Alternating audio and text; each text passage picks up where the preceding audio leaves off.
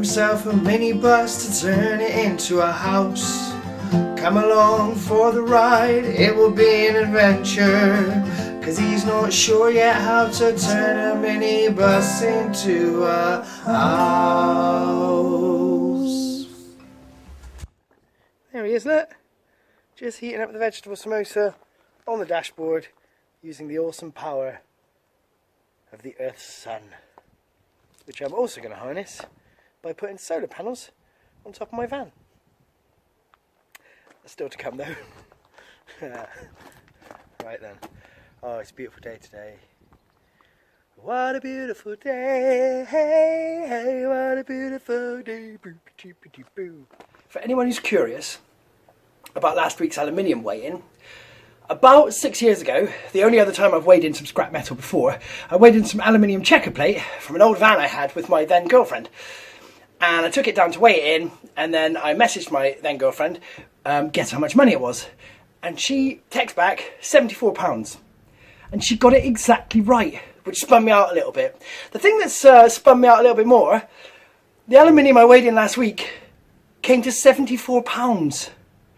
Coincidence? Perhaps. Synchronicity? Maybe. Government conspiracy? Probably. So there you go. It was £74 that I made from that aluminium. Diamond Property Development.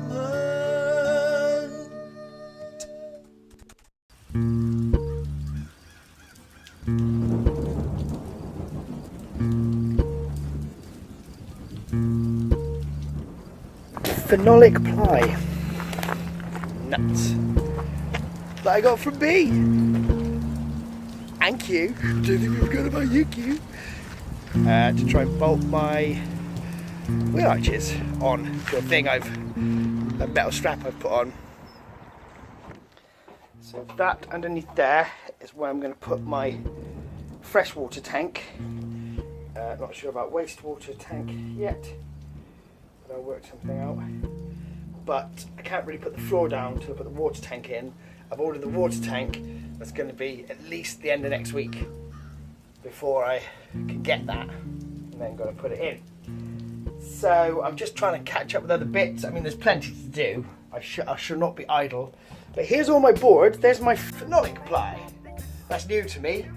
I believe named after the ancient Celtic goddess Fenolia, who was the goddess of things that you thought you knew where they were, but they're not, put there by someone just the night before, about 8 o'clock.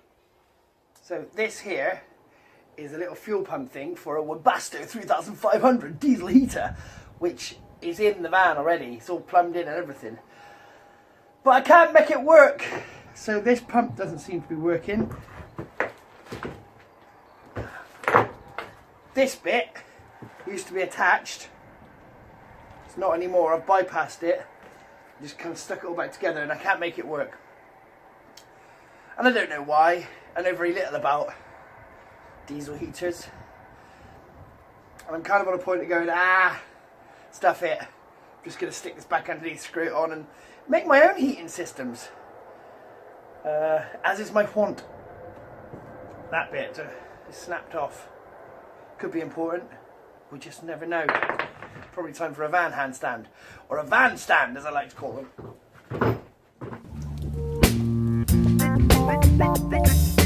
Don't talk properly like what I do.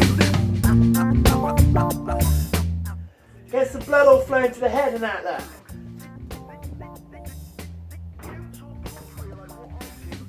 There's my water tank that I ordered on Tuesday of this week. I had a phone call Wednesday saying that it was going to be, at the very earliest, a week today that it would arrive. And then it turned up yesterday. What the... So there it is.